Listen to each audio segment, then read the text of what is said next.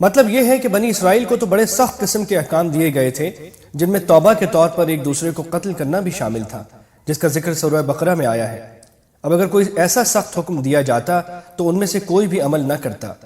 اب تو اس سے بہت آسان حکم یہ دیا جا رہا ہے کہ حضرت صلی اللہ علیہ وسلم کے احکام کو دل و جان سے تسلیم کر لو، لہٰذا عافیت کا راستہ یہی ہے کہ وہ آپ کے صحیح معنی میں فرما بردار بن جائیں۔ بعض روایات میں ہے کہ کچھ یہودیوں نے یہ شیخی بھی بگھاری تھی کہ ہم تو ایسی فرما بردار قوم ہیں کہ جب ہمارے آباء و اجداد کو یہ حکم ہوا کہ وہ ایک دوسرے کو قتل کریں تو انہوں نے اس جیسے سخت حکم پر بھی عمل کرنے سے دریغ نہیں کیا۔ یہ آیت ان کی اس بات کی طرف بھی اشارہ کر رہی ہے، یعنی وہ کسی کو یہ فضیلت معاذ اللہ بے خبری کے ساتھ نہیں دیتا، بلکہ ہر شخص کے عملی حالات سے باخبر ہو کر دیتا ہے۔